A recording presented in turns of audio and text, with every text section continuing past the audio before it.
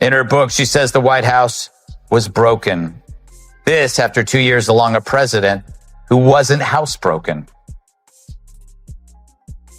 But she only realized this after she stopped getting paid to defend it.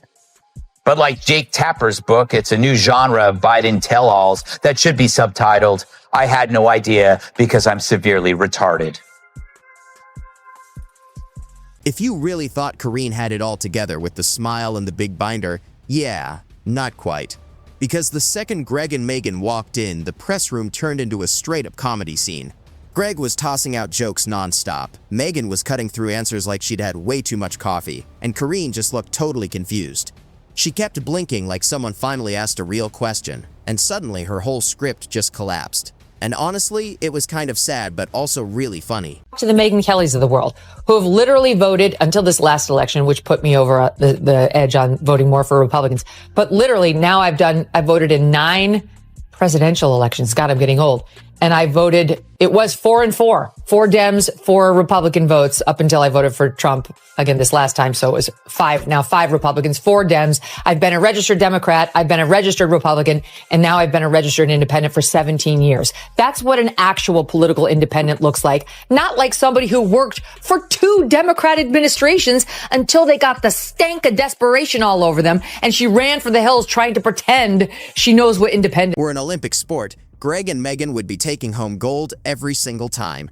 And this week, they went all in on Karine, who kind of treats questions like they're these scary monsters. She basically tosses them right back at reporters like, "Here, you handle it," and just hopes someone else takes the hit for her. The applications you gotta fill out. That's the thing. Or Would you think I meant vaginas? Ew. Disgusting people. But now everyone says she's incompetent and lazy. You know, after they called me racist for saying that. That's not why I'm racist. Nope. Karine's press stuff honestly feels more like a strange show now, where she never actually gives a real answer. And Greg, who's basically the king of funny news, completely roasted her like it was a bad improv night and everyone was laughing at her, not with her. But really, they're just jealous. These colleagues also played along with the hoax, saying that Joe was doing 75 one-arm push-ups while finishing the New York Times crossword puzzle all before breakfast. They're just pissed she beat them to the publisher's office and to the bank. I expect to see more of these books because of the lifeboats these rats will use to try and escape the shipwreck of the past 4 years. So KJP is now an independent because apparently pretending to be apolitical sells better than admitting your last job was gaslighting America. Karine looked totally lost and all over the place, like someone trying to do hard math while being chased by bees. And Greg just made it even funnier, throwing on his sarcasm hat and turning the whole thing into a complete disaster, but in a funny way. That's how bad the stink is when one of its worst offenders is fleeing this rancid armpit called the Democrat Party. So should we buy her book? Well, only if your family and friends have a sense of humor. It'll make a great gag gift. You know, like fake dog or rubber vomit. Only the stench here. Greg was out there smashing everything with jokes, while Megyn came in calm and sharp, like she was slicing with tiny little paper cut words. She didn't even need to raise her voice. She just zoomed in on all the weird things Karine said and broke them down piece by piece like a total pro. And her fans are already sharpening their crayons. And it's just what we need, a tell-all from the woman who spent 2 years telling everyone that Joe just had a cold and not rigor mortis. If the title hadn't already been taken, it should be called Art of the Steal. KJP also says she's leaving the Democratic Party. I say God bless her. Not many people have the patience to wait in a line that long. Megyn broke down Karine's whole routine like a science project and showed just how strange and fake it all sounded. Like totally clueless, but political. And Greg completely lost it when Karine talked about inflation like it was some TikTok trend. Then he did this hilarious bit pretending to be her with all the awkward pauses and nonsense answers, saying she's the only person who can turn a simple question into a long, confusing speech. Karine Jean-Pierre reinventing herself as an independent. This from, it's everywhere, but this is just from the New York Post right up. That she claims she's no longer a Democrat. She's coming out with a book, a memoir, hyping, says the New York Post, a, quote, broken Biden administration. They go on to say that it's a tell-all she's working on now, and it's going to be a look inside. Independent is the name of it. A look inside a broken White House outside the party lines, due in October. Hachette, which is publishing it, says Jean-Pierre did not come to her decision to be an independent lightly. Megyn went full smart and classy with her takedown, like a fancy teacher calmly explaining why using a fork for soup just doesn't work. She laid out all of Karine's go-to lines, like "let me circle back" and "the president has been clear," which are basically punchlines now. By the end, it felt like Karine tripped over her own binder and landed straight in mockery. Megyn's tone was the perfect mix of annoyed teacher and stand-up comic. And honestly, if job skills were money, Karine would be flat broke, and Megyn Kelly would be there to collect. And Greg Gutfeld wasn't done either, not even close. He rolled out this little skit with a goldfish in a tiny blazer pretending to be Karine. And the wild part? The goldfish actually made more sense and even got applause. In this book, she may focus her ire on figures aside from Biden. Quote, she has served two American presidents, Obama and Biden. She takes us through the 3 weeks that led to Biden's abandoning his bid for a second term and the betrayal by the Democrat Party that led to his decision. The tease goes, and she's going to regale us with a hard-hitting yet hopeful critique defining what it means to be part of the growing percentage of our fractured electorate that is independent, why it can be worthwhile to carve a political space more loyal to personal beliefs than a party affiliation, and what questions you need to ask yourself to determine where you fit politically. You've got to be. Greg pulls out this hilarious chart that honestly looked like it was made in paint by a bored teenager, and it showed how often Karine actually gives a real answer. The line was completely flat, like a pancake stuck at 0 the entire time, with these tiny little bumps labeled as moments she accidentally answered something without meaning to.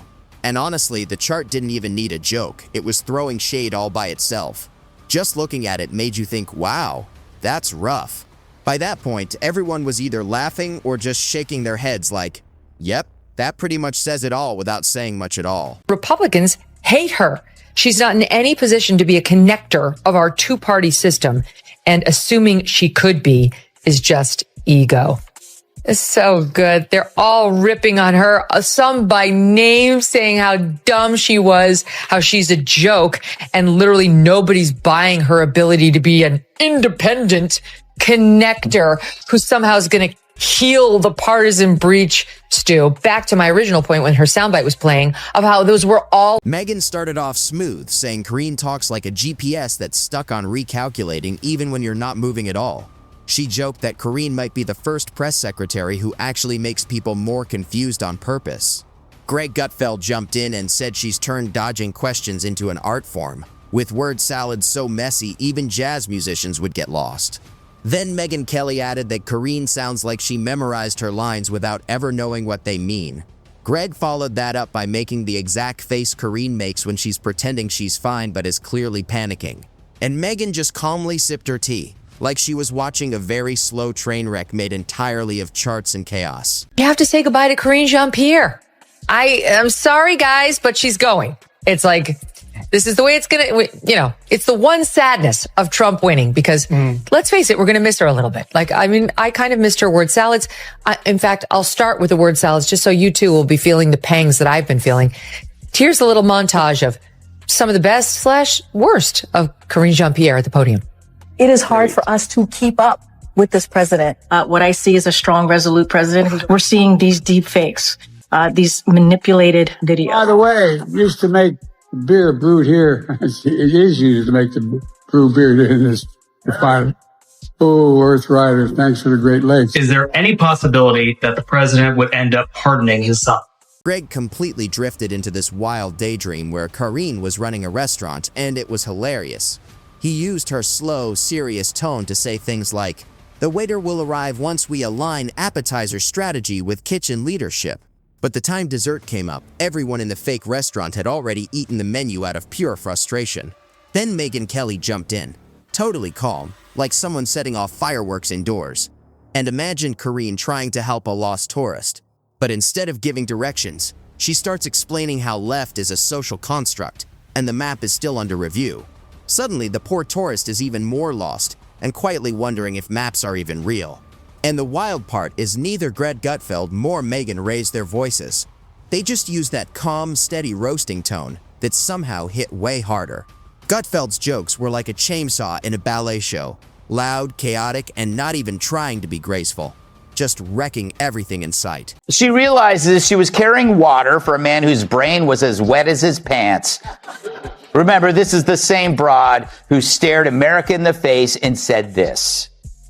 Comments were made in that report about that, obviously about his memory that we don't believe lives in reality. 80's the new 40. Didn't you hear? He is as sharp as ever. They are cheap fakes video. They are done in bad faith. And it's not true, right? The president wasn't wandering. Is anyone in the White House hiding information about the president's health or his ability to do the job day to day? Absolutely not. He's the president of the United States. I can't even keep up with him. Megyn Kelly dropped her burns with this cool villain energy, like she was calmly sipping champagne while everything exploded around her. She didn't need to raise her voice at all. Her words were sharp and smooth, like a fancy sword that cuts before you even feel it. Every time she spoke, the room felt colder, but somehow also more brutal. And with her and Gutfeld going back and forth, it turned into this sarcastic concert where the script got tossed out and they just played straight fire over the wreckage of what used to be a serious conversation. And honestly, it didn't even feel political anymore. It was just watching someone completely lose control of their own made-up answers. Gutfeld even wondered out loud if Karine's whole thing was actually performance art, designed to confuse everyone and say nothing at all. And Megyn kind of agreed, saying maybe she's testing out some strange new show. Part boring meeting, part total nonsense, where nothing ever makes sense, but it just keeps going forever. Sciences. Anything. I don't have anything. I don't have anything. I don't have anything. I don't have anything. I just don't have anything. I don't have anything. We don't have anything. Okay, we could have kept going because let's not forget when he thought that the dead congresswoman was alive. Where's Jackie? She was just top of mind. She was top of mind. That's what Karine Jean-Pierre tried to tell us. And the obsessive note reading, right? She could not do the job without reading for the first 2 years of it. She got a little better on that towards the Kelly's show just went with what? And you could almost hear the sigh behind it. And if press briefings were an Olympic sport, Karine would be out there doing flips on the confusion beam, landing every answer straight on nonsense. Gutfeld wrapped it up with a circus music montage of her most awkward moments, ending on a freeze frame of her blinking like her brain just crashed. Megyn raised an eyebrow and said, "This is who's supposed to inform us?" Then gave that sweet but deadly bless your heart smile. And honestly, it wasn't even a debate anymore. It was a full comedy roast. Gutfeld firing jokes, Megyn throwing shade, and Karine spinning in circles like maybe confusion counts as progress. First, what she's referring to, Link, is the fact that she's black and she's a lesbian. Like, this is what the left celebrates. That's her history-making role that she hopes everybody will find inspirational. Like lesbian children were growing up all over the country thinking, I'm never going to be press secretary because I'm a lesbian. I mean, it's just so, what, are we in 19? So this really wasn't some angry attack or heated showdown. It felt more like a fancy comedy dinner party where Karine was supposed to give a speech, but somehow ended up as the main course. And Gutfeld and Megyn weren't being cruel, just honest in the funniest way possible. It's like when someone spells cat with a Q and you can't even be mad, you just laugh. Because, come on, it's right there. By the time their segments wrapped up, the audience wasn't just entertained, they were bonded by this shared confusion over what Karine was even trying to say. Like if listening to a press briefing feels like solving a mystery puzzle while being chased by a bear in flip-flops, something has clearly gone off the rails. And the best part, Gutfeld and Megyn never had to yell or get dramatic. They just used sharp wit, perfect timing, and that calm delivery that somehow hits harder than shouting. And yeah, they'll be back next time, jokes flying and tea spilling as usual.